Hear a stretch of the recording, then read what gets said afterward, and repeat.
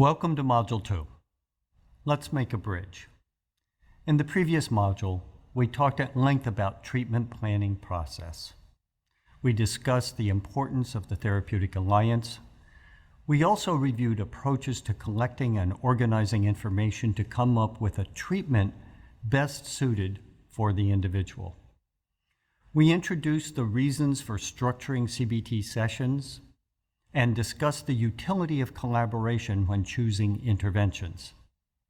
Finally, we talked about the application of techniques according to evidence-based protocols and ways to measure progress throughout treatment. In this module, we delve more deeply into how we obtain and organize information on the cognitive conceptualization diagrams. Cognitive conceptualizations are one of the most important components of good CBT. They are such a crucial part of CBT that we teach how to do them in every Beck Institute training.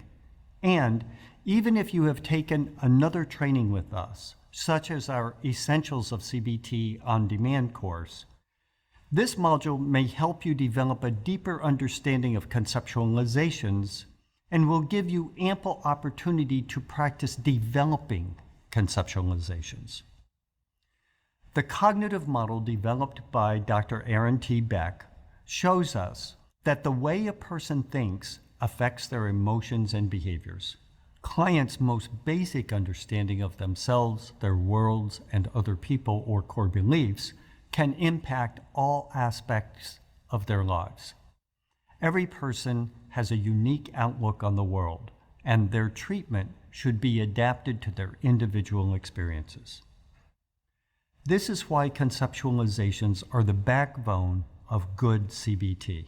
Rather than providing manualized or a standard treatment for all of our clients, as a good CBT therapist, you must develop conceptualizations and use them to guide highly individualized treatment plans with every single client that you see. Without solid conceptualizations, you simply are not doing good CBT. In a cognitive conceptualization, we note clients' important cognitions, prevailing emotions, and common behavioral patterns. This information is useful in helping therapists to collaborate with clients on treatment strategies. Of course, you may need to adjust both your conceptualizations and the treatment plan as you learn more about clients. Gathering this information at the beginning of treatment gives us an opportunity to monitor changes in clients' conditions as their beliefs shift during the episode of care. All of this crucial information about clients' cognitive, emotional, and behavioral patterns is summarized in a cognitive conceptualization diagram. Here is what you can expect from Module 2.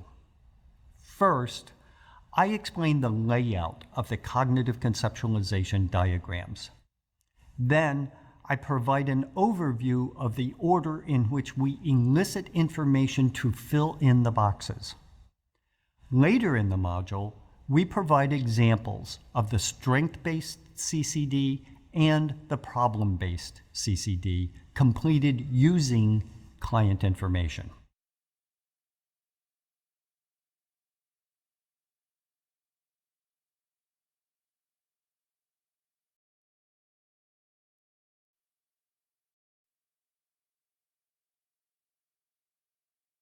Let's begin by discussing the general structure of the cognitive conceptualization diagram. We use two versions of this diagram at Beck Institute, the strength-based CCD and the problem-based CCD. The basic parts of this template remain the same, whether you are focusing on the client's strengths in the strength-based CCD or the client's problems in the problem-based CCD. At the top of each diagram, you will see a section devoted to relevant historical data. Relevant historical data are events, situations, or experiences in which core beliefs are developed, maintained, and strengthened over time. This background information helps us understand why clients form particular beliefs about themselves, others, the world, and the future. Core beliefs are recorded below in the second box down. Core beliefs provide the foundation for the development of other beliefs. These include intermediate beliefs, attitudes, assumptions, and rules that clients live by.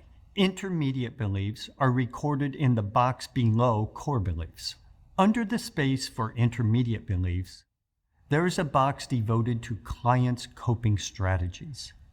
Coping strategies are the patterns of behavior that are related to core beliefs and assumptions. On the bottom half of the diagrams, you will see that there are spaces for 3 cognitive models.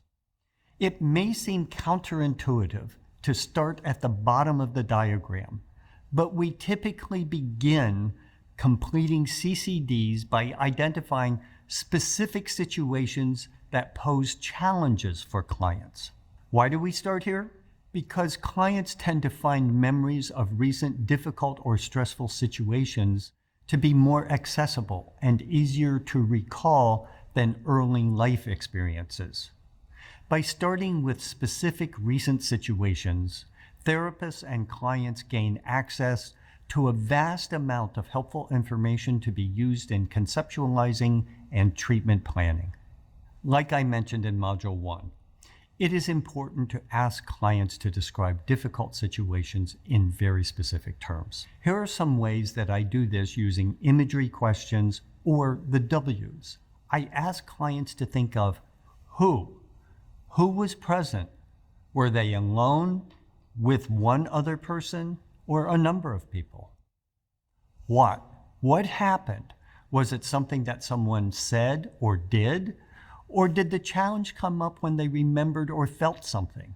For example, loneliness or boredom. Where? Where they were. What was the place? Were they inside or outside? What were the surroundings, including the lighting and temperature? What was the weather? When? The day of the week, the time of the day, and whether it was light or dark.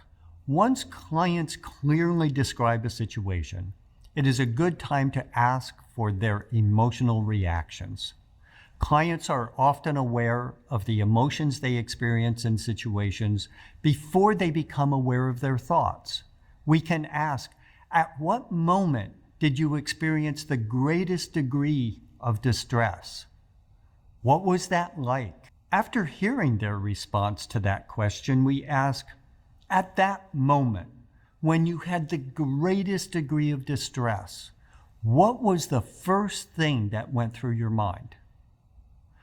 We record their responses to each question in the boxes labeled emotions and automatic thoughts, respectively. Then we ask, what did you do at that moment to cope with your distress? We record the actions they took in the boxes labeled behavior. The next step to completing the CCD is identifying clients' core beliefs. This can be done in several ways, through the use of reflective listening or the downward arrow technique. Clients may spontaneously report their beliefs about themselves, others, the world, and the future when they discuss recent challenging situations or prominent life events. In this case, it is up to therapists to recognize when clients express their deeply held beliefs and use reflective listening to clarify clients' emotions and statements. When that does not occur, we may use the downward arrow technique to identify core beliefs by asking about the meaning of clients' automatic thoughts. Here is how I typically use this technique. I usually start by restating the client's automatic thoughts in their own words. Then I might say, I don't know whether or not your automatic thought is true. But if it was true, what would that mean? This type of question is often unfamiliar or surprising to the clients. You may need to ask several questions to help your clients consider the meaning of their thoughts. Examples of those questions are, if your thought was true, what would this say about you? If your thought was true, what kind of person would this make you? And if your thought was true, what would others say about you? The meaning of the automatic thought is clients' core beliefs about themselves. Typically, core beliefs about the self fall into one of three categories: lovability, effectiveness, and self-worth. However, we want to be careful to label the core belief with the client's own words. Once identified, we spend a few minutes educating clients about the significance of core beliefs, in that they are linked to and provide the foundation for automatic thoughts, intermediate beliefs, and coping strategies. Now watch as I use the downward arrow technique with Pete to identify his core beliefs about himself. Pete, when we were talking a while ago, you mentioned that Mondays are a particularly difficult time for you. And you said that there are times on Mondays when you think about just hanging it up. And I'm not sure exactly what you meant by that. You said that it wasn't that you think about ending your life, but you think about making a different change or something like that. But I'd like to explore that a little bit further, if that's all right. Oh, okay. So when you say, I'd like to hang it up, I'm not sure exactly what that means, and I'm not sure that I understand what it would mean if you had to hang it up. So I'd like to ask you,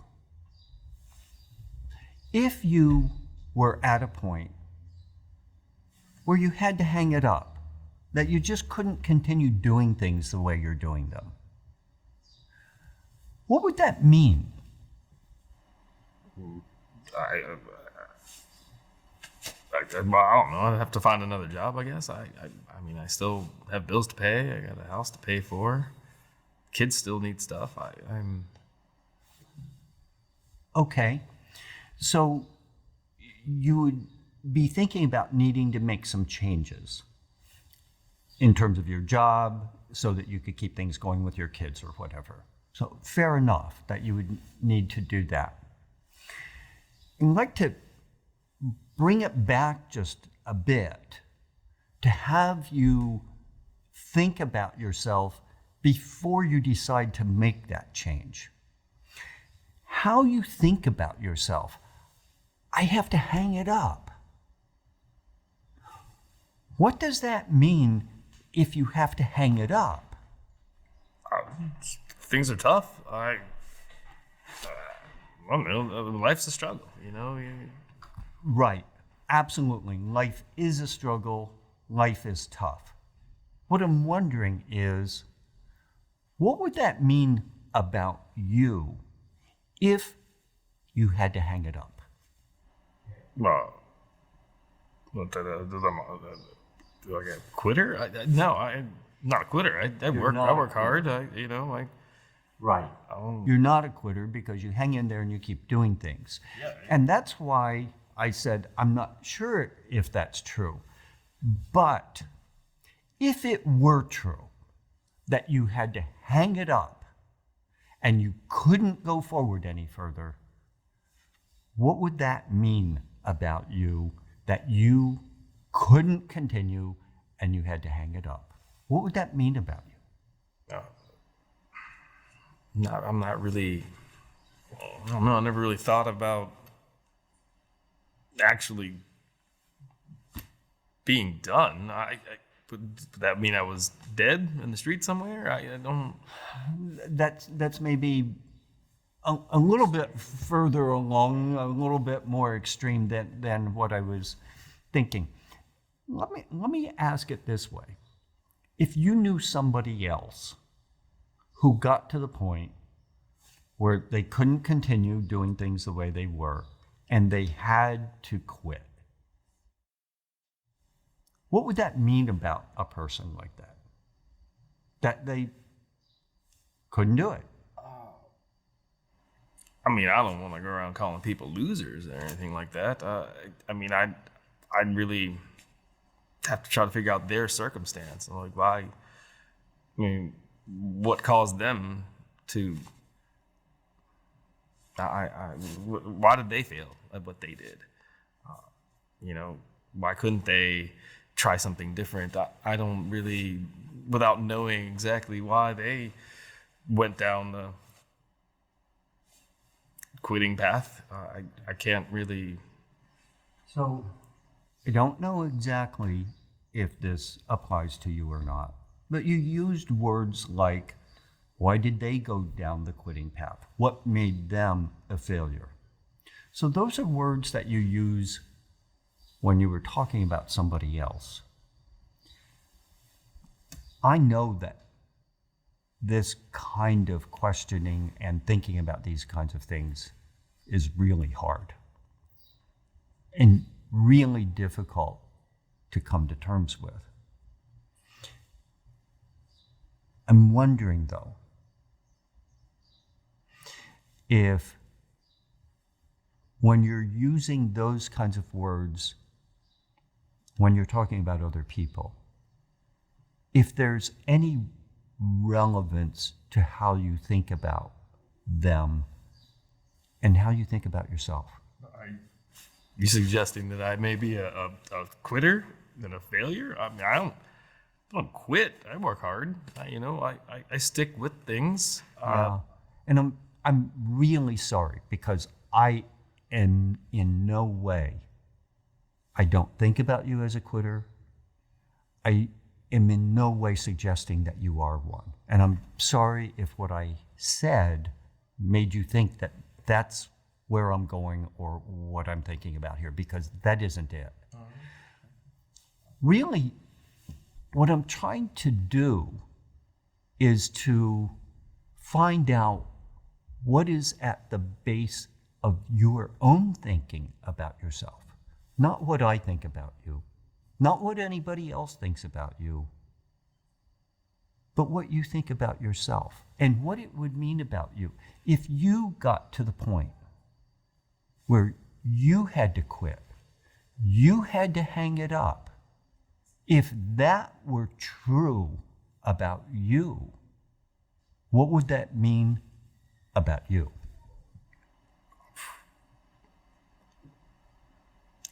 I guess that I failed, that I didn't accomplish what I really set out to do.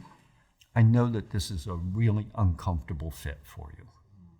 I know that. Yeah, I don't like the You idea. don't like that. You don't like thinking about yourself that way. But that you failed. I mean, if I had to hang it up. What would that make you if you failed? Oh, a failure. That's what people that fail are. A failure. But I mean, I don't see myself as a failure. I mean, I haven't. I mean, have I failed? I don't know. I've got a company. Still got my kids. I never really thought about myself as a failure. Okay. Again, recognizing that this is a really difficult thing to think about and to come to terms with. Following the progression of the thinking that if you were in a situation where you couldn't continue,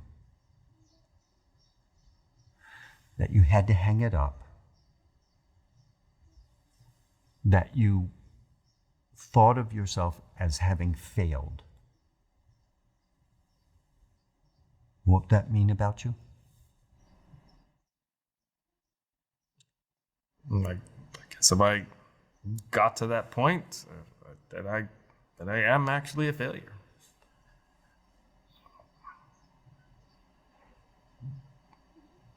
I guess I would call myself a failure. I hope that this demonstration was helpful to you and will make you more confident in eliciting core beliefs from your own clients. You will learn more about eliciting intermediate beliefs and identifying clients' coping strategies in lessons 2 and 3 of this module. Now that you know what types of information go into each section of the diagram, let's discuss when we might want to work on the CCDs. Completing the CCDs is an ongoing process that starts at the initial evaluation and continues throughout treatment. In the beginning stages, we may not have all of the information we need to complete all of the boxes on the CCDs, especially those on the top part of the diagrams. We may make hypotheses about the core beliefs, intermediate beliefs, and coping strategies, but we need to be careful to place a question mark behind each hypothesis. We can adjust the diagram once we obtain enough information to confirm our educated guesses directly from clients. As treatment progresses, we amend the CCD and treatment plan to align those documents with the most up-to-date information about our clients. This might mean refining statements that are no longer accurate or adding to the CCD when we see new patterns we had not previously identified. We think of the CCDs as our own working documents. We do not always show them to our clients. Instead, we continually share our conceptualization verbally and through simpler hand-drawn diagrams.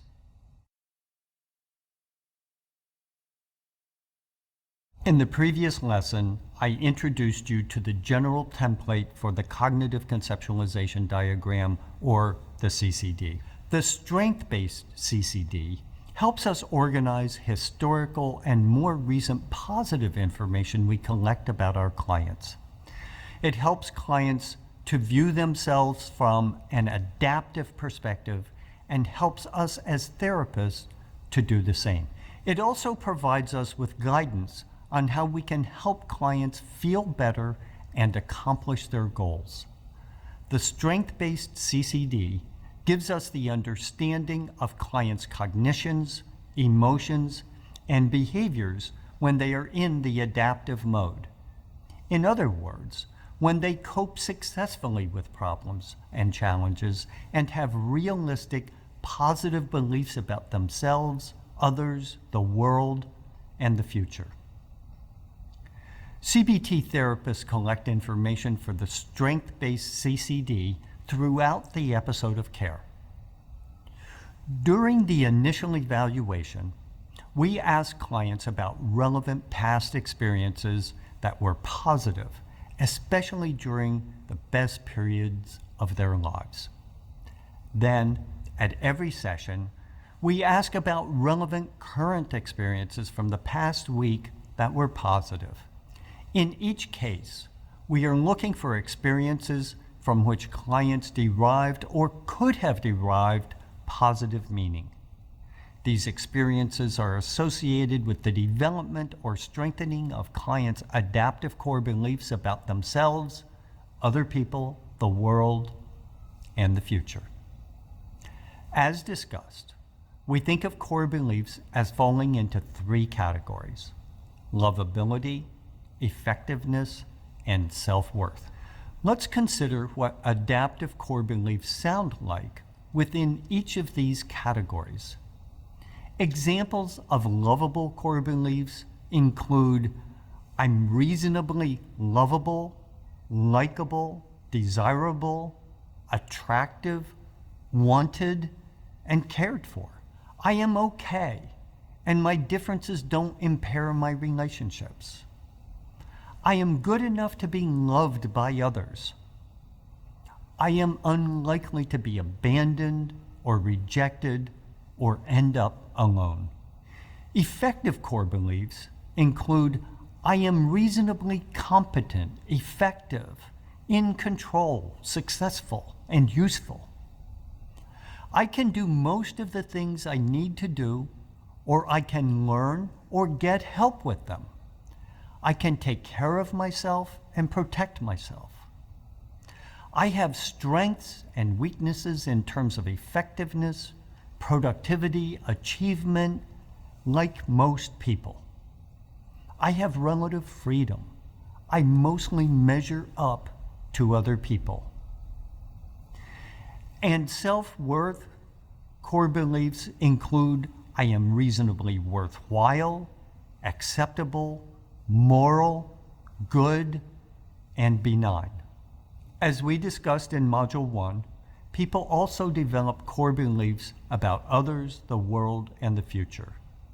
Examples of such adaptive core beliefs may include many people are either neutral or good, and I can generally protect myself when they're not. The world is at least somewhat predictable, with safe and unsafe parts, and it's likely that I can cope when it becomes unpredictable. The future is unknown, but will likely be mostly positive, with some negative events, and I may be able to modify or compensate for the negative events. In addition to clients' core beliefs, we need to understand their adaptive intermediate beliefs. Generally speaking, all of the intermediate beliefs represent the same basic idea in slightly different language. These beliefs can be expressed as assumptions, attitudes, and values and rules. Here are some typical adaptive intermediate beliefs you might hear from your clients. Intermediate beliefs related to personal effectiveness often include the assumption, if I work hard and persevere, I can do most things.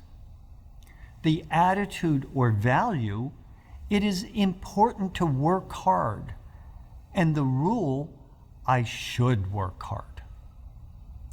Examples of intermediate beliefs related to trustworthiness of others might include the assumption, if I trust reasonable people, I will be okay.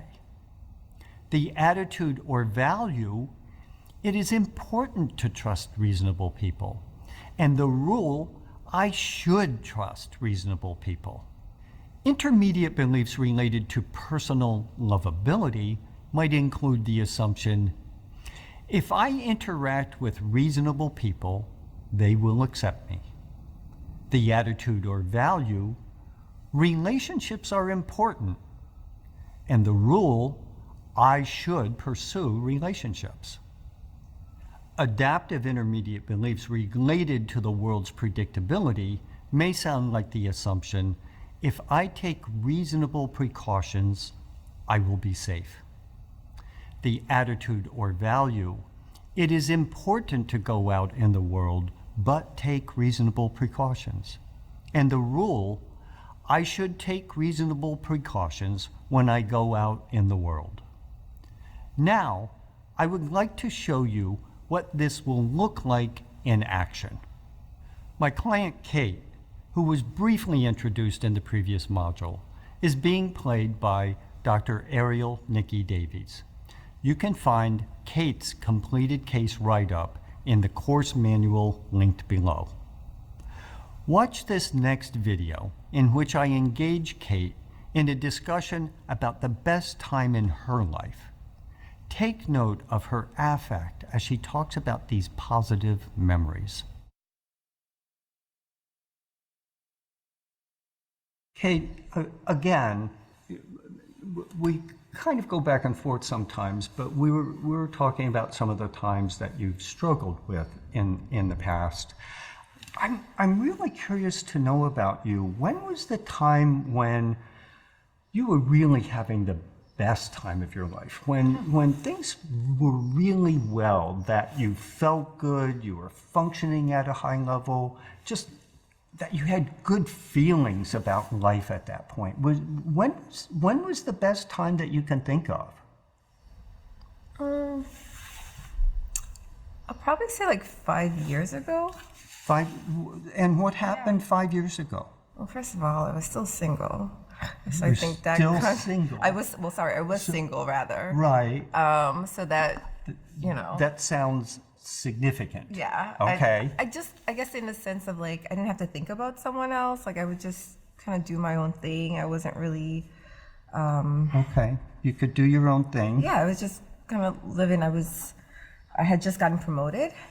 Oh, tell me about manager. that. Yeah, so I just got promoted as manager, you know, in the HR department, and it just felt good because I felt like I did the work and it actually like worked out. You know, like I wasn't the only person who wanted this position. I wasn't the only person who applied, not even internally.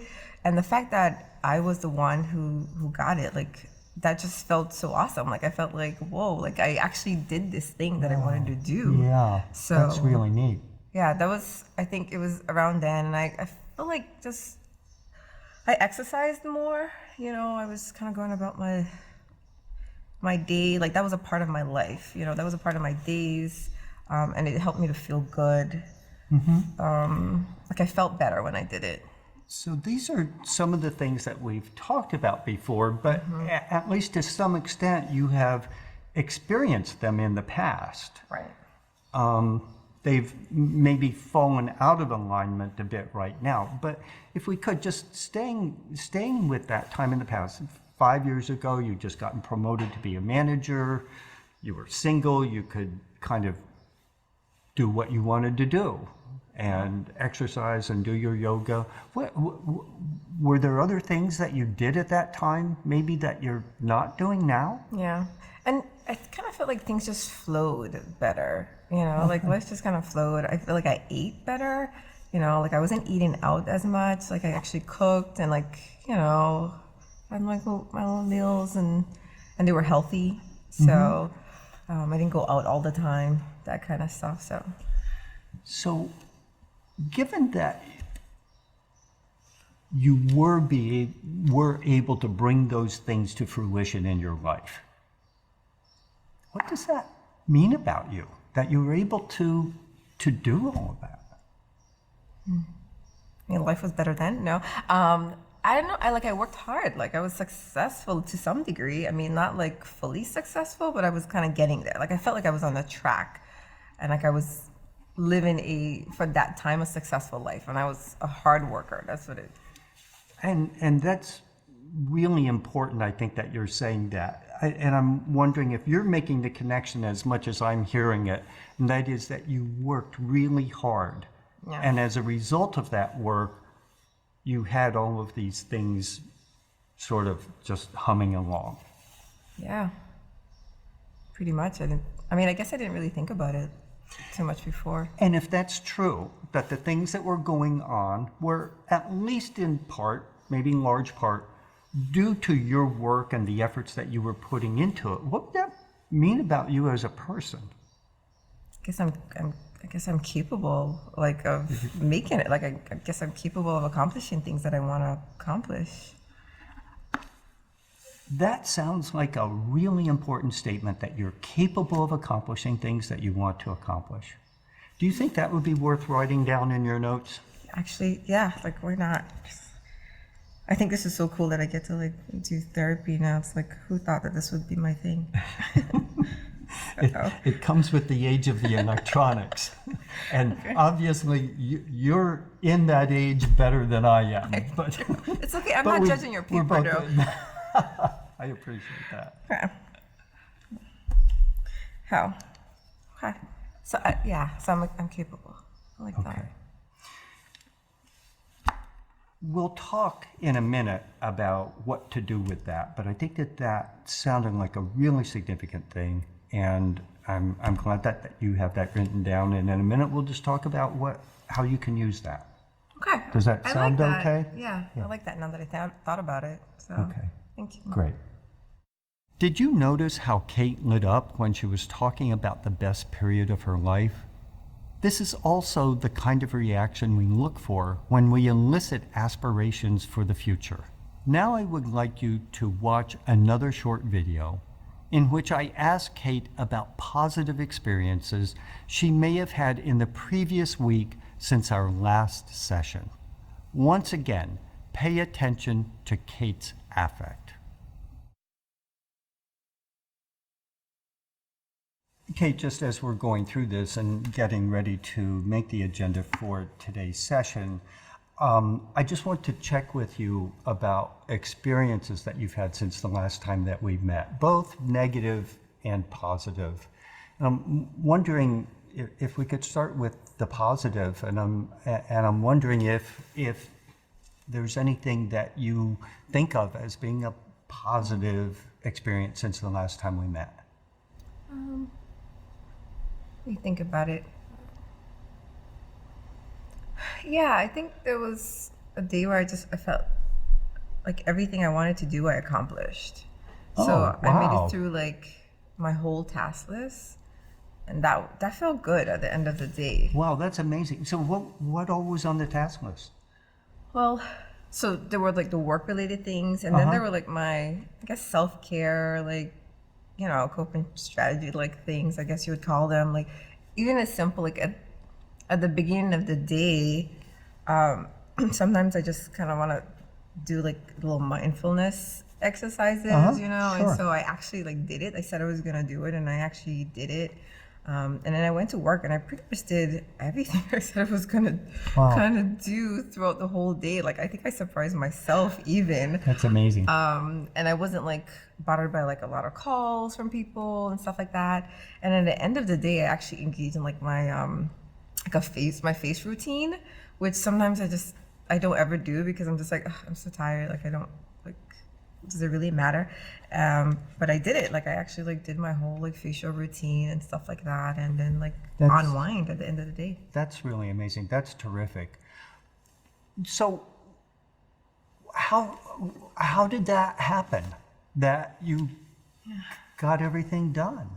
I don't know. I guess I was like really thinking about it. Like I wasn't just going through the motions. I think in a day, like I was actually. What prompted you to think about it? Or Yeah.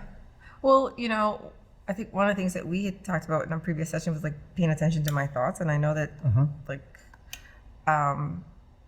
well, the one before, and I just wanted to be more mindful, I guess, and just see like what do I want to do, and so I thought about it, and I just tried, and I just kept going. Like I don't know. it's kind of intentionally being mindful of the things that you need to do. Yeah, I guess that's what it was. Just saying, oh, okay, I want to do this, and then actually like trying to do it. So it was an intentional effort on your part. Yeah, I guess. Yeah, it was intentional. So did you think about it that way before? No, I don't think I did. So how would we finish this sentence? If I am intentionally mindful about things, My day actually goes the way I want it to, like, or I accomplish the things I want to accomplish. is that something that's worth writing down? Yeah, like, Yeah. so if I, like, Yeah, I'm what- intentional, I actually accomplish, like, I do the things and accomplish the things I want. I'm so impressed. Thank you. I appreciate it. Not only that you do it, but that you're making the connections and recognizing both the effort, but the characteristic, the character that you have that allows you to do this. Thank It's you. just Like, really I didn't really impressive. think about it, but yeah, it kind of feels good to know that I did that. Like, and like thinking about it, like, shows me that I was actually doing something. Right. The information that we learned from Kate in the 2 videos will serve as the basis for the strength-based CCD.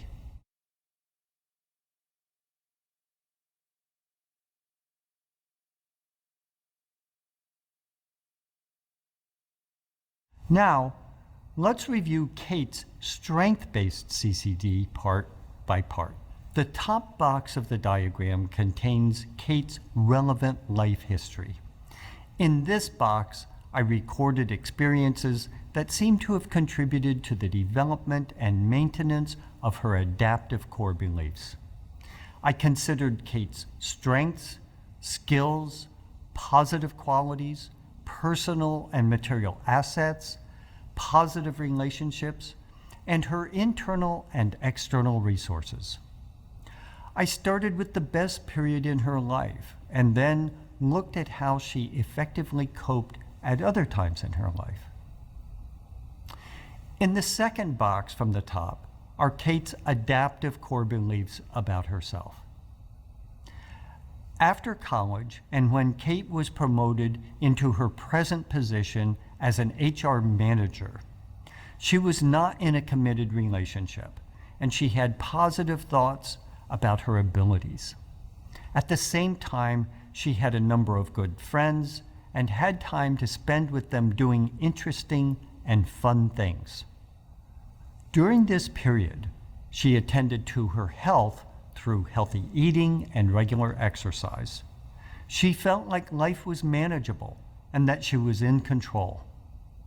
Kate's adaptive beliefs about herself were, I have good abilities and I am capable. Her beliefs about others were that there are supportive, reliable people in my life. Her belief about the world was that life provides opportunities for me, and her belief about the future was that the future looks bright. Next, look at the box that contains Kate's adaptive intermediate beliefs. As you can see, Kate's assumption was, if I work hard, then I will be rewarded. Her attitude or value was, working hard is a good thing. And her rule was that I should work hard. Next, let's consider adaptive coping strategies. These are the patterns of behavior that have helped her deal with difficult or stressful circumstances. Therapists can elicit examples of these helpful behaviors when discussing specific challenging situations with their clients. As you may recall, these are recorded as part of 3 cognitive models at the very bottom of the CCD. Typically, individuals have numerous adaptive coping strategies, that is, adaptive patterns of behavior. Coping strategies are linked to clients' adaptive intermediate beliefs. The coping strategies associated with Kate's intermediate beliefs above are study and work for achievable goals, and maintain a healthy lifestyle. Now, let's look at the bottom of the diagram. It contains 3 cognitive models. To fill these out, we chose 3 situations in which Kate displayed adaptive behavior, especially in the face of a challenge. The situations I chose based on my discussions with Kate were being asked to develop a new policy at work, a conflict with her partner, and having too many things to juggle. Kate's helpful automatic thoughts go in the next box, as you can see. These included, if I put my mind to it, I can do it. We have worked through problems before, and I have managed other stressful times. Clients' emotions are recorded under their automatic thoughts. For Kate, these included mild anxiety, moderate worry, and mild to moderate stress. Since each situation presented a challenge, Kate's emotions were mildly to moderately negative. In other situations, with other clients, these may alternatively be neutral or positive. Lastly, the behavior box shows what Kate did that was helpful. In the first situation, she slowly started to gather information. In the second, she scheduled the time to talk about the issue with her partner. And in the third, she prioritized her list of tasks. Notice that her behaviors were characteristic of her, and so those were also listed as adaptive coping strategies. Talking about positive experiences and their meanings seemed to be a relatively easy task for Kate. However, this process may vary from client to client and during various stages of treatment. At the beginning of treatment, some clients will not spontaneously report current positive data. So at every session, we find out about the better parts of the client's weeks, such as times when they were at their best or when they felt even a little bit better.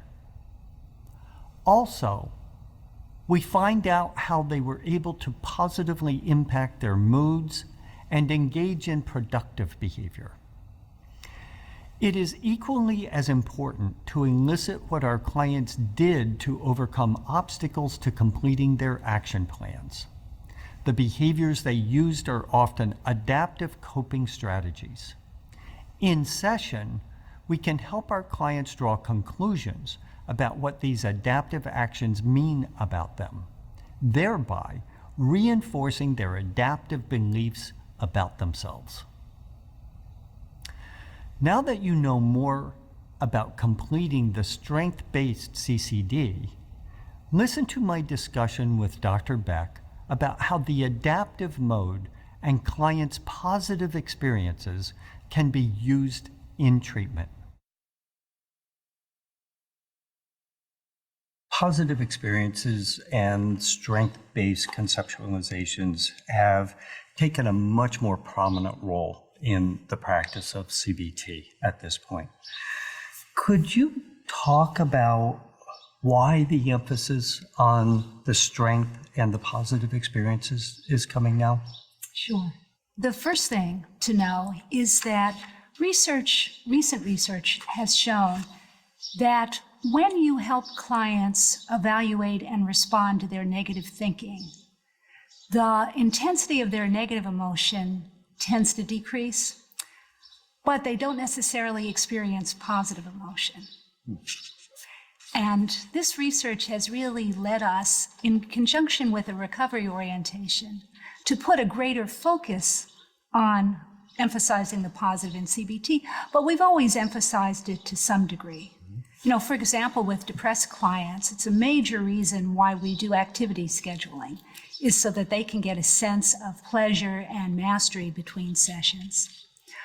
We also, traditionally in CBT, make a point of giving our clients credit and teaching them to give themselves credit. For a long time, we've been asking clients when we do a bridge between sessions, what positive experiences they had in the previous week.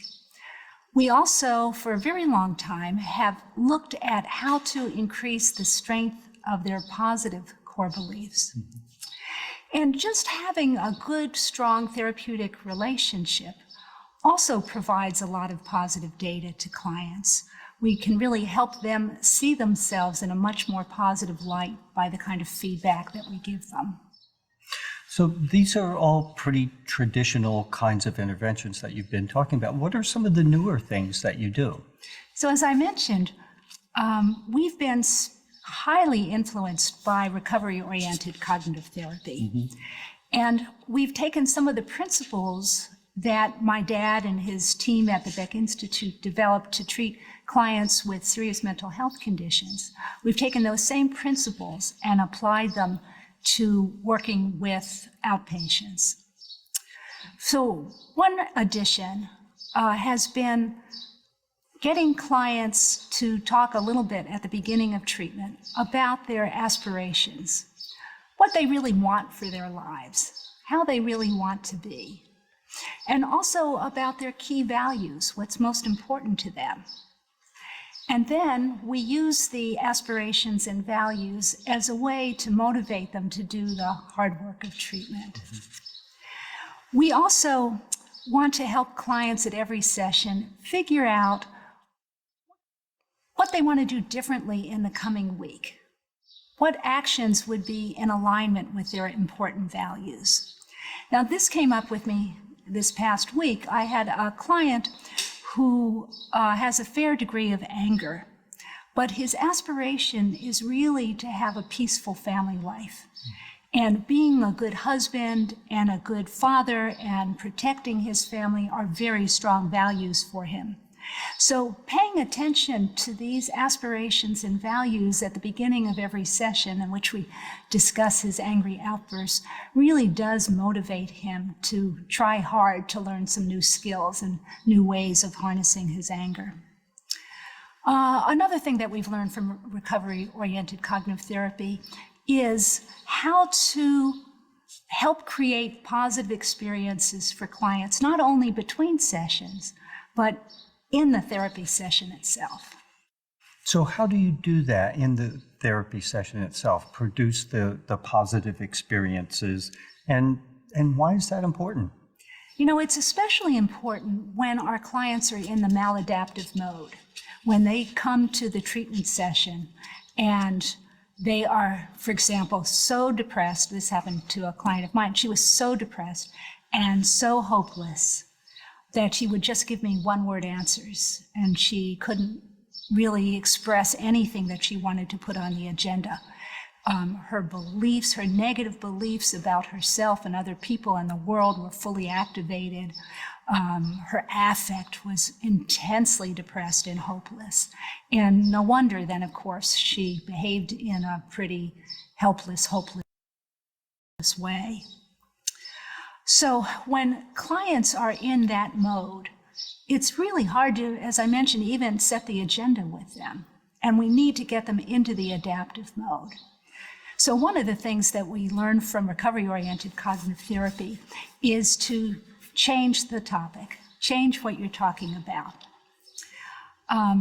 First, you need to empathize, of course, with how badly clients are feeling when they're in this mode, and then ask their permission.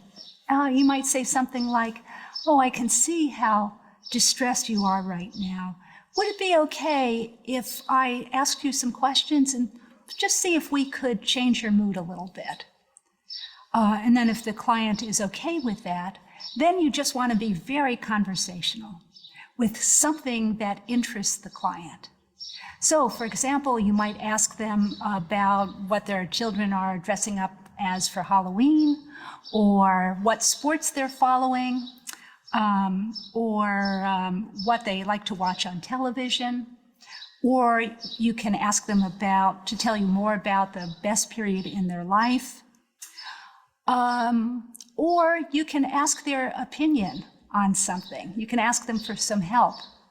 So one of the things that I said to one of my patients recently was, and this is true, I have a grandson who's about to turn 7. I know you have kids around that age. You have a boy around that age.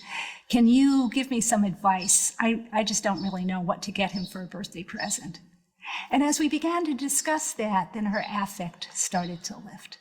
And you know, I could see that she was starting to feel better. What you're really trying to do is to awaken a different part of their mind. And you might think about what kind of things you could talk about that would either tap into their creative side or their intellectual side or even their spiritual side. Once you get them back into the adaptive mode, then they're going to be ready to carry on with a more traditional kind of therapy session. And so once you get them into that and move them toward their aspirations and values, one of the, I had an experience like this with one of my clients recently who had been very depressed for a number of things that was going on in her life. And we talked about how she would like her life to be and what that would be like based upon her values, what was important to her, and how would she imagine her life would be. And she imagined that at some point in the future that she would have both the resources to be able to spend time with her son, to spend fun time, peaceful time out in the park playing and that kind of thing. And when we talked about that as something that she wanted, of course, considering the situation she was in, there were a number of things that would have to change and to be put into place.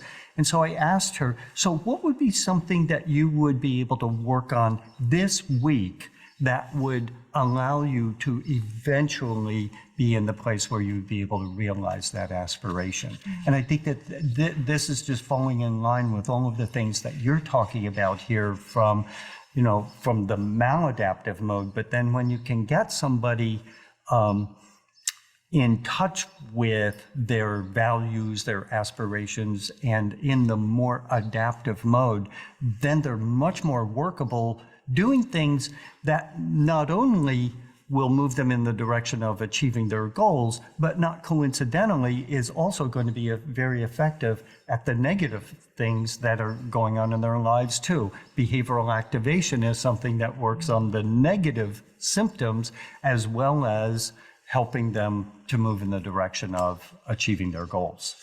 And one important bridge when you help clients identify their aspirations is to ask them, what would be good about achieving that aspiration? So I imagine your client might say, well, what would be so good about, being able to take my son to the park would be that I'd be spending time with him. I'd feel like I was a good mother. I would feel like I was providing him with the things that he needs, and so on. Yeah. And that sometimes is really useful in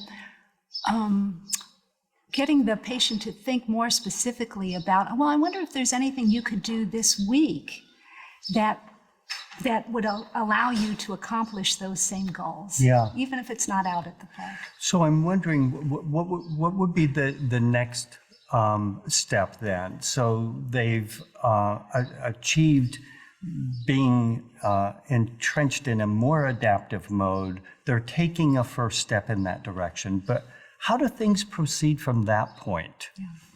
So at the next session, we, of course, review the action plan, because I assume that was on the action plan, or the client might just report on it at the beginning of the session if she's kind of excited to tell you about it during the update. And then it's not enough just to have positive experiences. What we need to do is to help clients draw conclusions about those experiences. So, client, what does it say about you that you read to your son 3 times this week and you hadn't done that at all in the past couple of months? So my client would answer that, well, I'm not as worthless as I thought that I was. Exactly. And I might say, does it show that you're trying hard? I guess so. Does this show that you really value being a good mom? And was it easy to read to your son? Or did you have to push yourself a little No, bit? I love doing that. That was great. Oh, that's wonderful. But you hadn't been able to do it before. I couldn't. So you really deserve so much credit for doing it this past week. I think that maybe that shows that you're starting to take a little bit more control of your life. What do you think about that?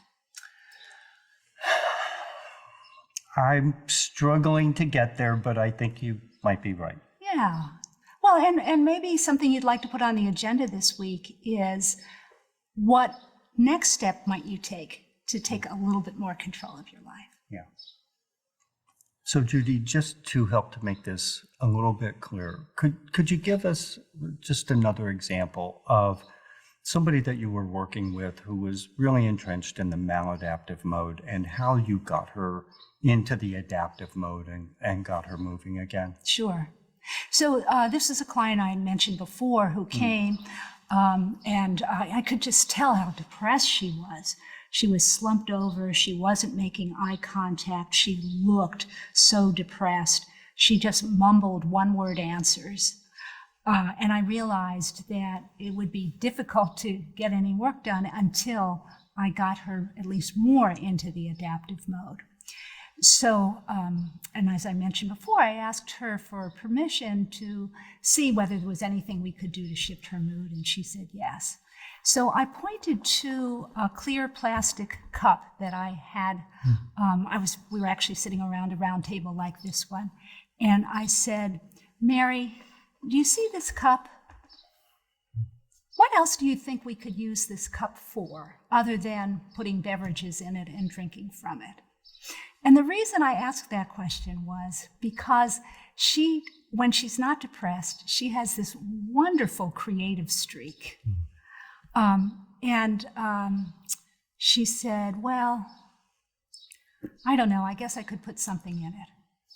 And I said, oh, well, that's a great idea. What might you put in it? Do you have something around the house? And she said, well, I've been looking for a place to put the seashells that I collected at the beach last summer. And I said, oh, so you could put them in a cup like this. Oh, and then I guess someone could pick up the cup and then they could turn it around and they could see what the seashells look like on all of those sides and maybe, on top and look at it. That's a great idea of just putting something interesting in the cup. Mary, what's something else you could do with this cup? And she said, well, I guess I could plant some flowers in it. And I said, oh yeah, what a lovely idea. In fact, I wish I had flowers on this table right now. I think maybe next week I'll bring some. But anyway, if this was your cup, what kind of flowers would you put in? And she said, tulips. And I said, is that your favorite flower? And she said, well, one of them. And I said, you know what? That's one of my favorite flowers. My top three, you want to hear them, Mary? Tulips, daffodils, and peonies. And she said, well, I like peonies, but, there are a lot of ants on peonies. I said, I discovered that the first time when someone cut some peonies, a friend from her garden, and brought them over to my house. Yeah, I guess you do have to watch out for those peonies. But I could already see that her mood was lifting. So I said, Mary, how about one more idea of what you could do with this plastic cup? And she thought about it. She said, well, I could glue wheels on the bottom of it, and then it could be like a car. And I said, oh, you know who would love that car? I have 2 grandchildren. They are 10. Well, I'm not sure if he'd be so interested in it, but the 7-year-old and the 2-year-old would just love that. And she said, oh, you know what? And I could tie a string around it so they could either push it or they could pull it. And I said, I can just picture them on the kitchen floor, getting in the mom's way probably, pulling this little car all around. And by that point, her affect really had brightened so much that she was willing then to talk about what we might do for the rest of the session.